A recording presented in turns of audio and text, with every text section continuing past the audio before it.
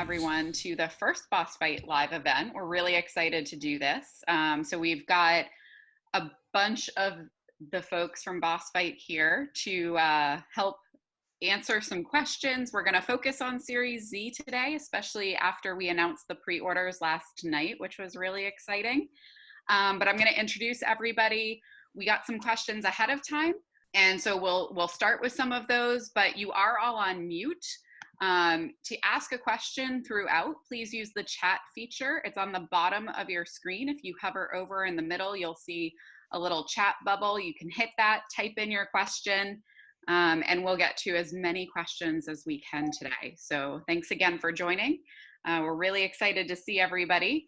Joining us, we have all of the Boss Fight partner teams. So we've got Erik Araña, Catrina Araña, Fred Aczon, and Meredith Franks. And we've also had Paddy Lennon join us as well. He writes all of the hacks bios and character stories. So we know there are a bunch of story questions here. So thank you for joining us, Paddy. All right. So to kick it off, we've got a lot of questions that came in around the hacks storyline and how was it originated, was it part of the original hacks vision or did it come in later? So Andrew, Erik, Catrina, Fred, you guys want to jump in and talk a little bit about the origins here? I know early on we had discussed how to work zombies in any way. Like we wanted to, like early on with the company, we had this board of like different eras and concepts and themes we wanted to touch on. And of course, zombies was on there. How could it not be? We really didn't have a place for it for some time. And we finally decided on kind of, when we purchased the tooling, when the opportunity to purchase the tooling came up, we kind of took it and slotted it in. It was originally supposed to be, was not necessarily going to be the third series of the of themes, but we kind of slotted it into that third spot to kind of give us some more time to kind of redesign and tweak the concept of the upcoming science fiction series. Great. And Paddy, can you talk a little bit about, from the storyline perspective, how Series Z fits into the hacks line? I know we got one particular question. Is it part of the Vitruvian universe itself? So yeah, it is going to be linked into the Vitruvian stuff. What I do when I'm writing the bio cards, I tend to start foreshadowing stuff in the last couple of waves for the next series, just so you can start seeing links between fantasy and Series Z or fantasy and pirates. The perfect example is the custom class figure that came out there that we did the bio for last week. That's foreshadowing something that's going to come along later on. The fact that Steno is coming up with a fantasy wave, that's going to relate to something that's going to show up later as well. So at Series Z, it's actually going to be, I think, how I explained it to Erik was that I was going to directly link it to the Pirates team that's coming in Series 4. Yeah. So that's how it's going to play in, that the cause of the zombie apocalypse is going to be set back in the pirate team. So we're going to kind of link it in, Series Z will link into the pirates towards the end in the storyline. All right. And we're getting a question. Do we think that any team members of the Vitruvian will appear in the line soon? Yeah, the kind of plan right now is to kind of start working on the crew of the Vitruvian sooner rather than later. It is all, as with everything, it tends to be, revolve around our schedule. And with all the licenses coming in, we have to kind of keep shifting things and shifting around a little bit to fit everything in. But yeah, the plan is still to start working on the crew members soon. And we're getting a question around the timeline of the story. And I know that, we've kind of bounced around with the Vitruvian hacks universe. Can we talk a little bit about the Series Z timeline and what elements we'll see from that time period coming into the characters as well? I mean, the loose concept is that the zombie story takes place in the 1990s in like an offshoot of a kind of time-distressed 1990s that wasn't supposed to happen. As we move into newly tooled parts and new pieces and stuff like that, starting in Wave 3, we will start kind of moving some stuff into it that's a little bit more era specific, whereas everything right now is kind of just kind of generalized, something they might be wearing now or might have been wearing back then. Kind of the reason we went with the 90s is because a lot of the visuals of the sculpts were very kind of 1990s anyway, with like the ripped up jeans that the girl has, or the cuffed up pants with the combat boots, with like the worker boots. Like that's all very 1990s-y. I still dress like that. Well, and Paddy's old. So Brittany, as the social influencer, was specifically my ask because I wanted to, she came with a cell phone. So obviously she at least has been somewhere in the 1990s. Mhm. Ever since the design of her, I've been waiting for a sample because I wanted to start an Instagram account that was basically just her doing bad Instagram posts like a zombie would do, as if that was always her routine before she was turned into a zombie. So now she's taking bad selfies that are blurry with hashtags like erg, arg, and it's just what a zombie would continue to do as their daily routines, and that was hers. Yeah, and that's actually something that's in the bios as well, especially in the second wave, where the zombies will do things out of force of habit, so that things that they did every day, they're going to keep doing. Like for the zombie cop, the idea is that they're still going out on patrol because they don't know what else to be doing. So they're going around walking their beats, or going to various areas they would usually go to when they were alive to look for victims, because it's force of habit. And that's kind of what the idea is, why Brittany is still using her phone and so on, because she just, it's automatic for her to use it all the time. So even as a zombie, she's going to use it all the time. It's just like the same thing with like the gang member girls in the second wave that are, they're still the zombies. The gang is still a gang because that's what they were. Yeah. So they're just used to all hanging out together and wandering around and stuff like that. So we kind of wanted to do that so we could give the zombies some personality. They're not just all bloody messes in jeans and a t-shirt. You guys brought up the cop. We had a lot of questions come in specifically around the cop, around the future of the zombie line. What other characters are coming out? How many series or waves will there be? Can you guys talk about the future of Series Z here? Going into Wave 3, we kind of veer off a little bit from the 1990s for a wave, and there's some a little bit more parts mixing with our existing tooling to kind of make some fun stuff. There's new tooling in Wave 3 as well. And then going into Wave 4, things start to get a little, like, even more weird and crazy with the types of zombie fighters and types of zombies we have, as we kind of start to go a little bit more off the rails of the standard zombie visuals and concepts. As for like the police figure, I know a lot of people have asked about just a standard officer type character, and we may have a spot for that coming up, but we don't want to give anything away just yet. As for I saw somebody ask about army builders, and this is something we've learned going in this, is putting together army builder sets doesn't save us any money at the factory level or the shipping level or anything. Like, it saves no money somehow. Like 80 cents of packaging. Yeah, and it's like so little that it doesn't really help anyone or behoove us to put together like big army packs of figures and stuff like that. It's kind of strange, but it really does, in the long run, it doesn't really help anyone. We're also getting a lot of questions about future accessory packs. So specifically, we have one ask here: has any thought been given to including alternate shirt arms for the figures? We have another ask here about what types of accessories or accessory packs are going to be available for Series Z. What do you guys think? I'm sure we could probably, I mean, obviously we're going to look into blanks in some way in accessory sets. We do it for every series. So we just haven't really put it together yet. We kind of want to get the first 2 waves out first before we really dive into that heavily. We always like to kind of get some more tooling around. We'd like to have some more tooling before we, new heads and hands and pieces like that before we really dive into blanks and all that stuff. But as for additional arms, like to add additional arms to a figure actually is quite expensive to do.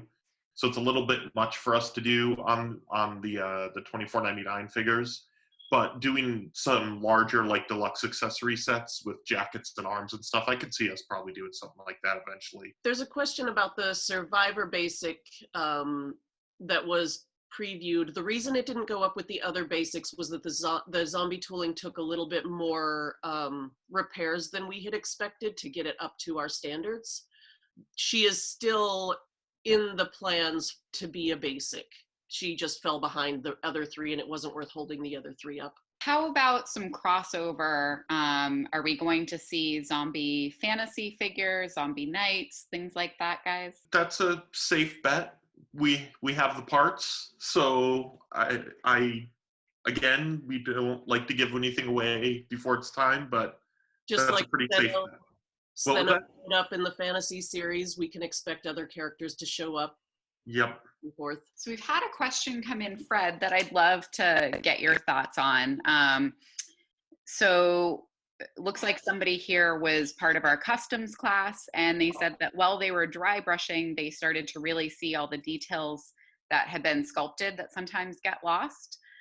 So how do you approach sculpting a brand new character, and how do you go about thinking about all those details that make their way into a figure? It's like mostly trial and error from what we've done in the past.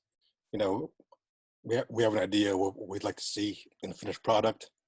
So we have to kind of exaggerate that in the sculpt stage so it shows up after it gets molded, after it gets painted, you know, after all the mold defects, whatever. After all that, it'll still show up. So it's just, I don't know, trial and error experience. A lot of mistakes. All right. So we're getting a lot of questions around the inspiration for the design of zombie figures. So could I, I'll just interrupt briefly. I knew we had her out in the hall. Oh. So this is the paint master for the basic Survivor. She's got like cool sneakers, cut off jeans, jacket, crazy machete. Wow. There you go. Can I quickly answer a couple of tooling questions that can be answered quickly? Just popped up too. We did purchase all the tooling, so we do have access to all of it. And in regards to the molds tooling, working with other hacks figures, that was a lot of the repairs that we had to do, was to make them more compatible with our own figures so that they were hacks compatible. Not just seeing it in the package.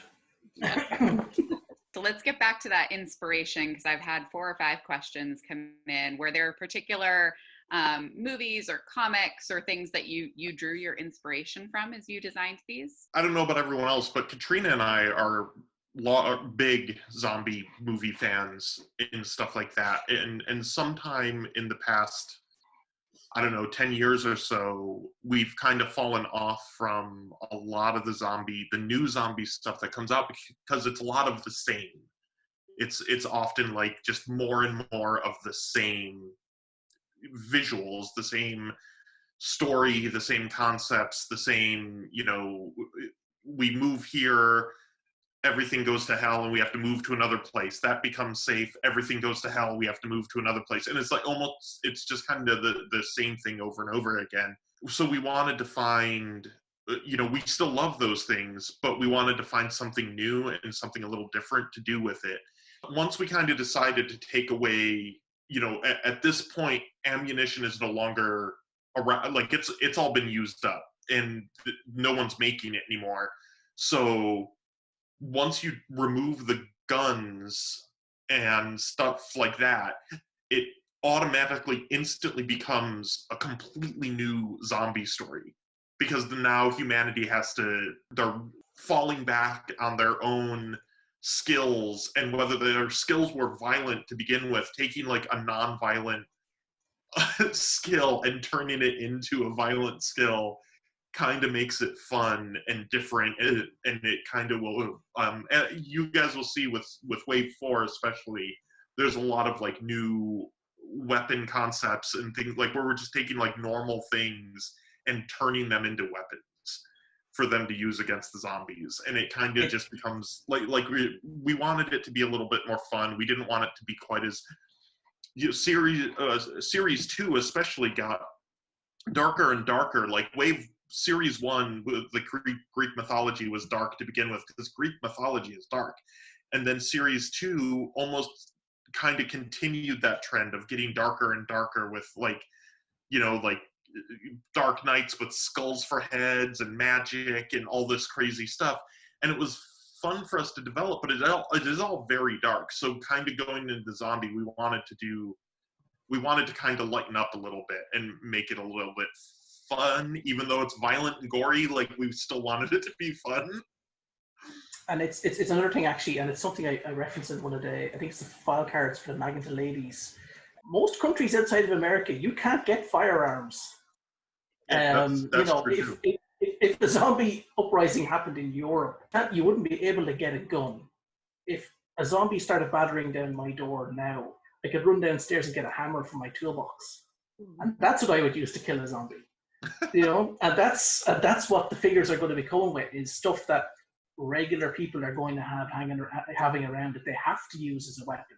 So a wrench or a hammer or a hatchet or whatever they have in their garage or whatever. So that's kind of part of the reason why they're coming with that stuff as well, because not everybody's going to have access to an M4 with a grenade launcher underneath it. Yeah. We also wanted to kind of touch on society won't, like, in all zombie lore, like, society just falls to hell, like, within weeks. And we kind of wanted to touch on that. Maybe society wouldn't quite fall to hell that quickly. Maybe they would kind of band together and start to, like, society continues. It's just kind of found a new way to continue. As we're seeing in current circumstances. We yeah, it kind of mirrors. Start like looting stores and Mad Maxing it up. Yeah. Yeah, and actually it's in the bios as well. The disease has like a 6-month cycle. That's in the bios as well. So you get infected and you get sick and you get the flu and you're able to pass it on, but you don't turn full zombie until a few months after you get it, unless something happens to make you snap and turn at a, you know, if there's an adrenaline rush or something happens to you, you get trapped in the crowd or something, then you'll turn instantly. But otherwise there's a 6-month cycle. So you have this time period built in where society is trying to adapt to it as well, in the bios. So that kind of supports that whole idea as well, that it's not going to be an immediate societal collapse. It's going to be a long, sustained winding down as the virus makes its way around the world and cycles through people's systems. Is the narrative already complete with a beginning, middle, and an end, and that's how we inform the figure choices and releases, or is it always evolving and you guys are kind of tweaking as you go? Always evolving. Yeah, you can't lock yourself down creatively with our, if you're trying to world create especially, like, you really need that freedom to kind of come in and jump in and change things as you go. Just creates better product, more fun for everybody involved. Yeah, and the product decisions inform the story, which informs the product decisions. You know, it's a whole cycle, you know, and then, you know, if we have to add something in later on, we have to create a story reason for it. So it has to be fluid enough. Yeah. Rather than it works both ways. Sometimes the story a character comes up in the story that would work well, so we create a character designed to go with it. Other times we have this great idea for a figure that we have to ask Paddy to be creative about fitting it in. My best feedback from you guys, like, I've got 2 stories about this. First of all, there's the Lord Viamus story where Catrina messaged me on a Sunday morning which would be Saturday night your time, and says, "This guy's going into production on Monday. Who is he?" Picture of the art. So that happened. And then the second time was when I went to visit you for New Jersey Comic Con, Collectors Con, about 18 months ago. Erik showed me 4 new figures and said, "We're revealing these tomorrow. Who are they?" So I was jet lagged in my mind writing, I think it was it's the elf, the Qualvaris wave and the demons and so on.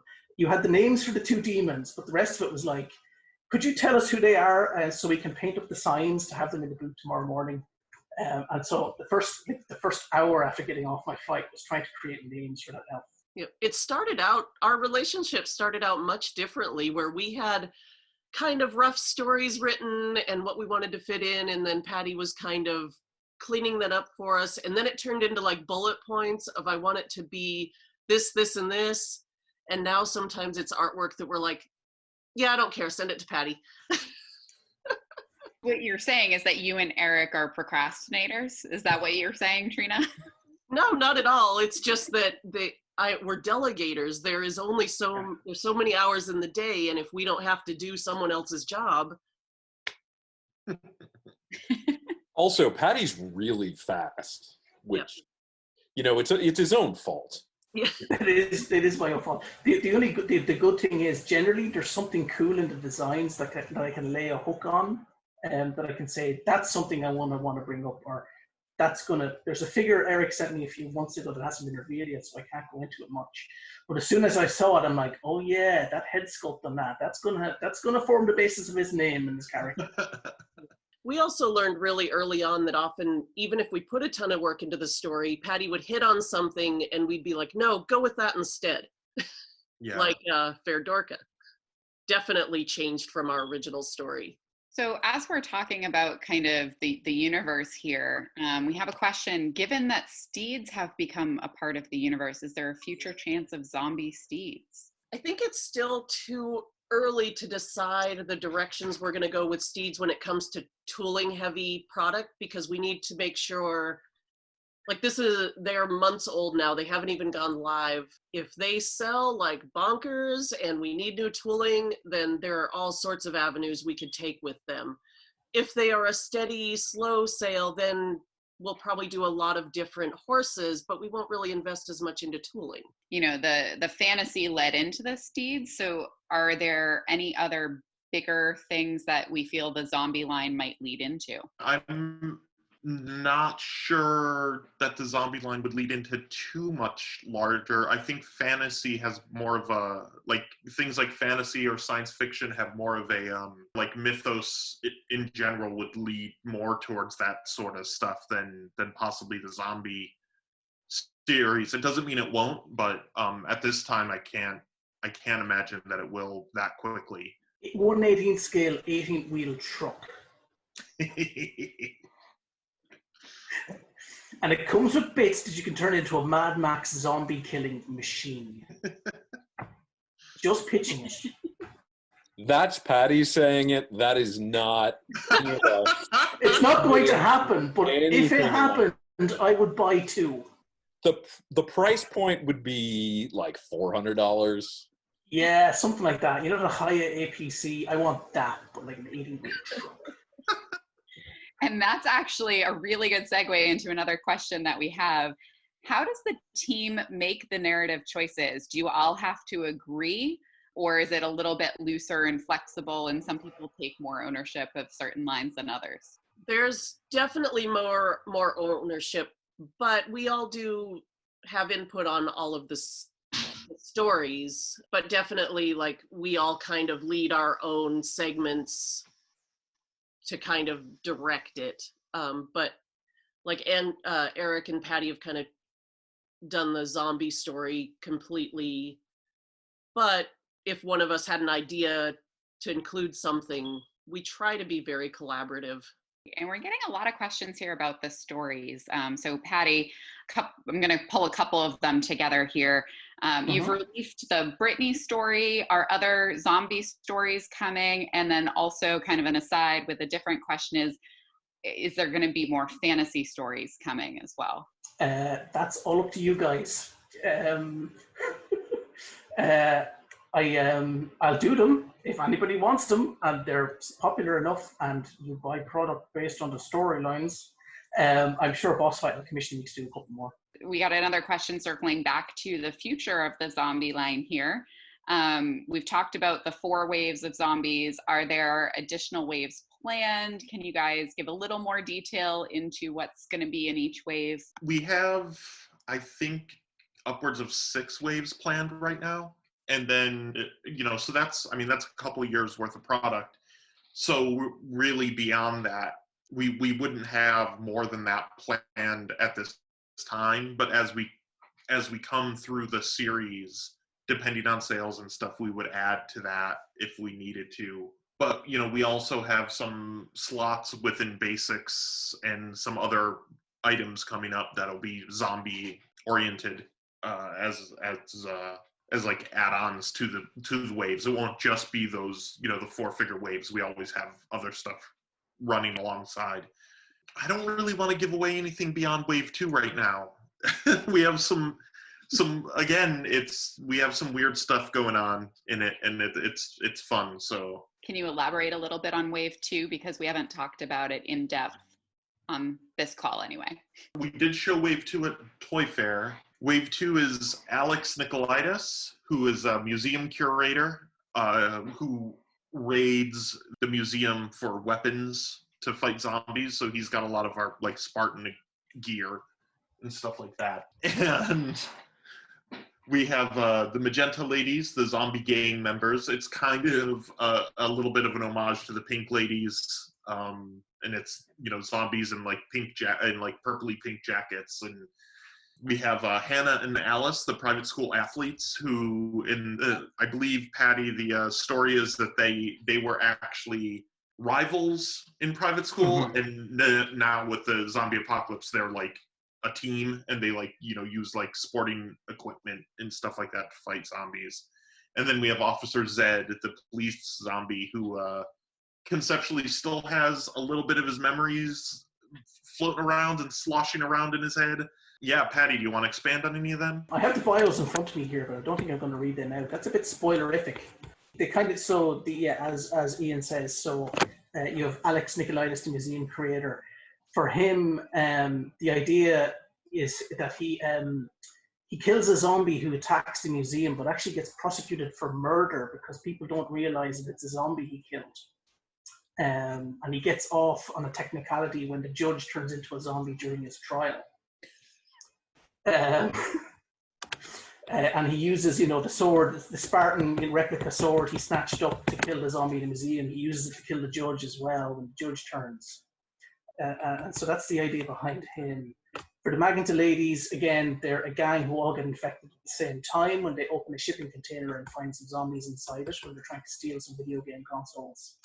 So in the time between when they become full zombies and when they get infected, they realize that they've lost their sense of being able to feel pain. So they use that to kill all the other gangs and become like the gang lords of LA. And before the police decide to get involved, Hannah and Alice, as Erik said, they're girls who go to the same kind of upper class school. They're enemies for most of their careers.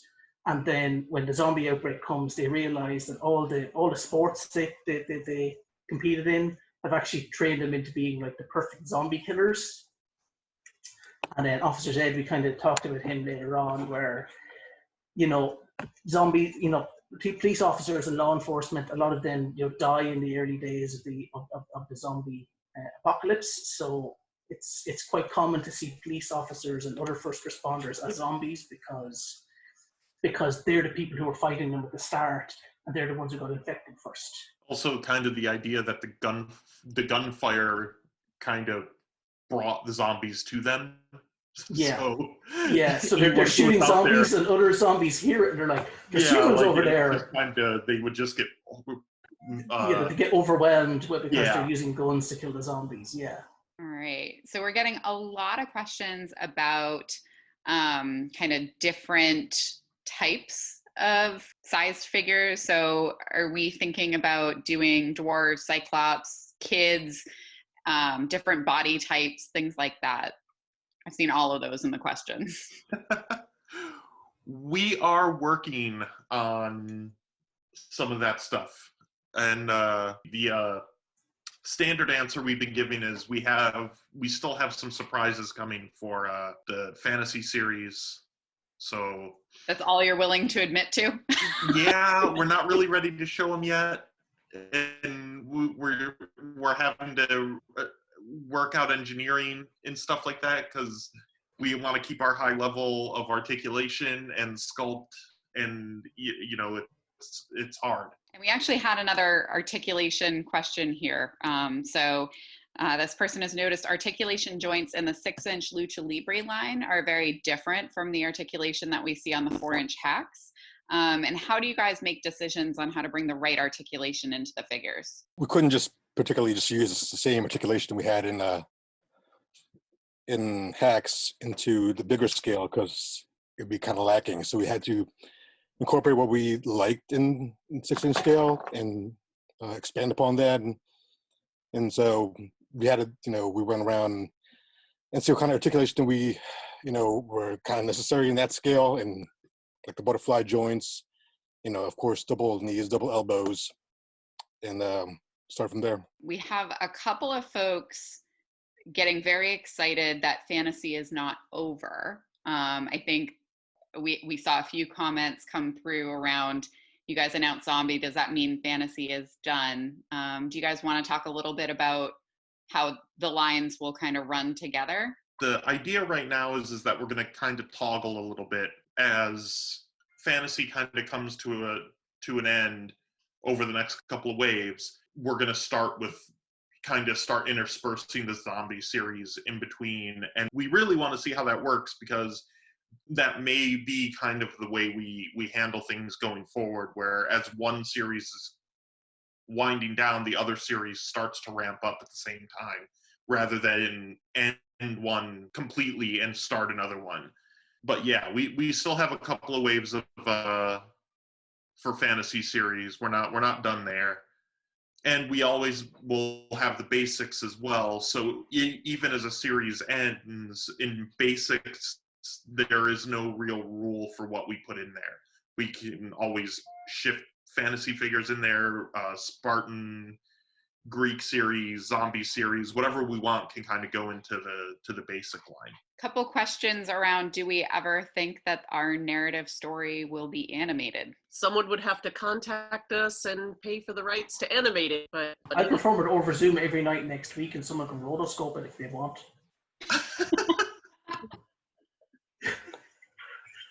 I was actually thinking we should have Paddy write a story that the boss fight crew then read, like round table, like this. Like a radio play. Yeah. It'd be fun. I mean, we are in quarantine. Everything comes and goes, My nights are free. So we have a question here that I think is kind of fun. Does everybody have a favorite Series Z character that they're looking forward to? So maybe we can each kind of go around. So Paddy, why don't we start with you since you wrote these stories? What's your favorite? I want to Hannah and Alice are the two I'm looking forward to. I rarely buy two of anything because I'm really tight, but I do intend buying two of that figure so I can have both of them. I think the design looks really great, and the colors on them and so on look great, and just it's a really fun idea as characters. When I saw the designs for them, I'm like, this is what I want from this series. It's dumb and I love it. So I'm really looking forward to those two. Andrew, favorite Series Z character that you're looking forward to? Well, I do really love the irradiated zombie, but I think most of you probably have that one already. The Magenta Girls gang, they are awesome. Like, I can't wait until those guys are out. Erik, how about you? How does everybody feel about me dropping a name from Wave 4? Yes. Go ahead. I don't even know these. If you're listening, I don't even know what's after Wave 2 myself. So there's no story related to this figure at all, is what you're saying? Not yet. Yeah. My favorite character so far is a zombie fighter named Rink Rash, who's a roller derby zombie killer with roller skates, like the full roller derby get up, hockey sticks, and I actually have seen this one because you showed me that design when I was drunk on your couch. yes. She's amazing. She has gauntlets made out of ice skating blades. Yeah, she has ice skating blades on her that she wears to her arms that she like skates by and like cuts off zombies' heads with. Lots of reveals in there.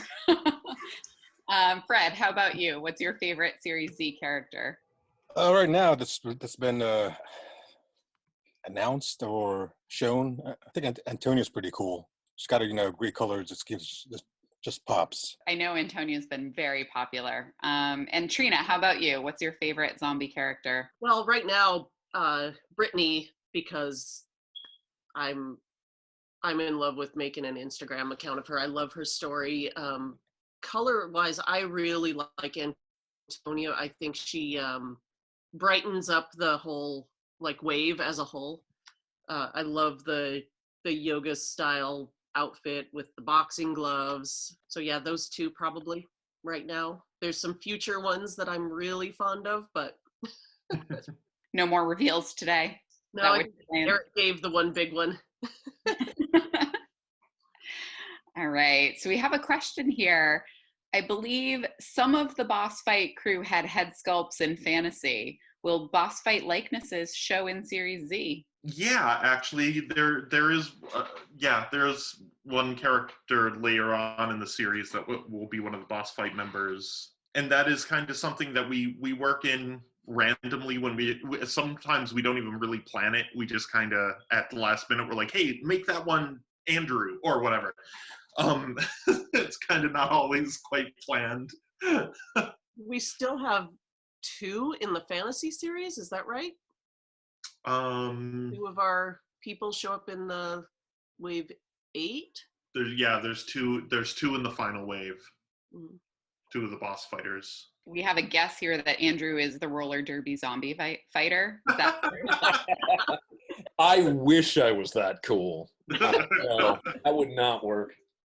Well, the best part is they're highly articulated character kit systems. You can put Andrew's head on whatever you wanted. Yeah. So if you want to go and get the head from my Star Wars figure, you can put it on, with a little work.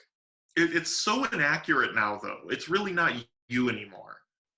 Well, I'm very old now. Yeah, that's true. You also have more beard now. Does anyone on the team have a ridiculous hacks display in your office? Honestly, I even opened most of my stuff from the first Kickstarter. I have not had time. I have all the books and accessories open, and randomly I've opened figures here and there, but mostly just packed in my office in boxes.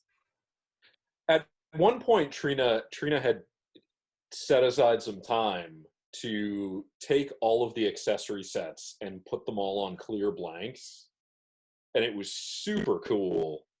And we can't keep up anymore. There's so much work. But Erik has tons of customs, and I think Erik wins with the amount of hack stuff on display in his office. Yeah, I've got the big Green Lantern display. That's a lot of hacks custom. Fred has a really good display up with the Schleet Castle and stuff too. Yeah, I haven't much time customized, so I just have the Schleet Castles because they're cool, and just fill up the fantasy line with them. Yeah, none of that is in your home office, is it, Fred? It's all at there. It used to be here, but I hadn't had room for them, so I brought it to the office. That's what happened with that. All right. So once again, if you do have questions, add them into the chat. We have somebody wanting to know which head was yours in the Star Wars line, Andrew. Oh, it was a Hoth Trooper. Was There it the Build-A-Figure that it had with the Droid Factory run? Yeah. It was. There were two versions of the Hoth Trooper, and one of them was me. The one with the fat head. Still the creepiest figure And ever. you had a G.I. Joe Once for figure. Christmas, and it creeped me out. So we've got somebody here who's saying that the taste of our figures doesn't work well. Anybody got good recipes if you want to eat our Hacks figures? Huh? Legally, we Eric and I cannot found a new recommend barbecue eating sauce our that half works well. figures. Legally, we can't recommend putting them in a marinade with some cumin, soy sauce, and salt. But you could try it.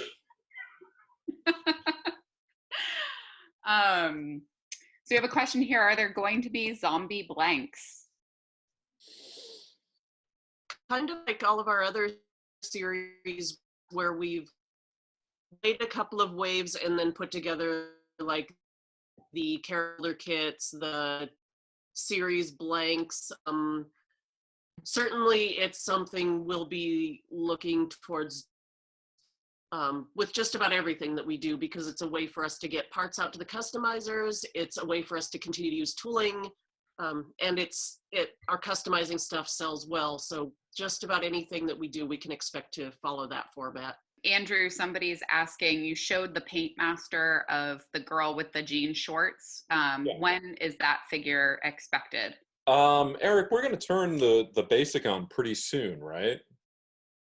Yeah, I think currently the plan is to turn the basic on along with wave 2 of the zombie series. So it'll actually end up coming by itself without the rest of the wave. But because now that the tooling is finished, it's ready to go. We may as well pull the trigger. They have the paint master and everything already in China ready to go. So, are there any potential licenses that you guys are looking at that would go along with Series Z and potentially be some Hacks crossovers? Nothing that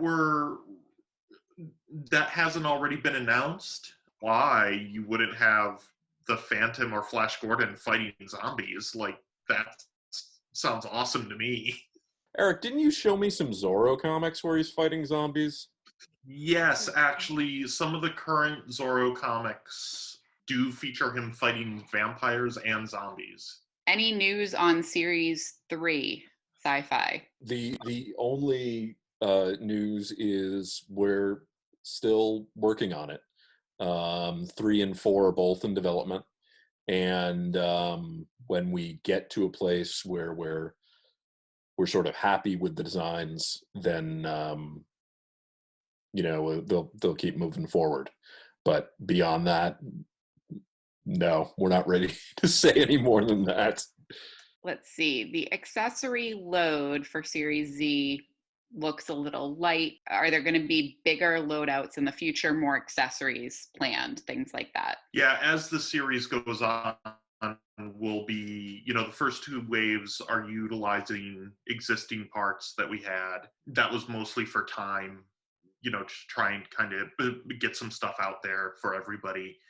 But as the series goes on, we'll be adding new weapons and new gear and stuff like that to all of them. So, for instance, like the roller derby girl, she comes with a ton of stuff. Any new Kickstarters coming this year? Never. There will never be another Kickstarter from Boss Fight. Very definitive. But there are lots of pre-orders coming, right?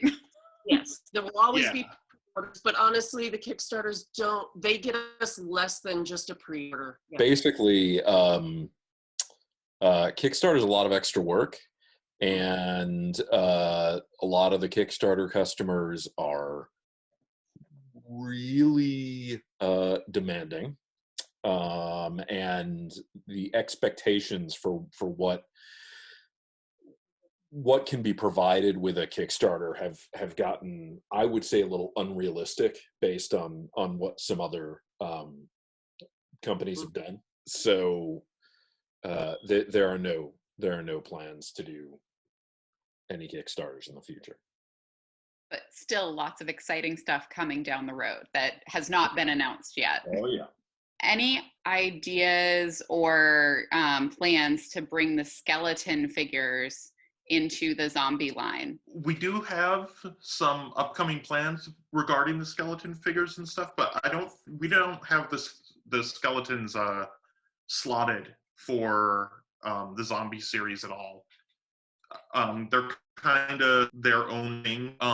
But that said, it doesn't mean we won't do it. There's, the last couple of waves, the back end is still very malleable for us to change, pull out figures and add new figures and stuff like that. So, but yeah, at this point, there's no plans to incorporate skeletons in. And just a general hacks question, do the heads for the skeleton pack, the accessory pack that's coming up, fit on non-skeleton bodies? They do, just like our normal skeleton head.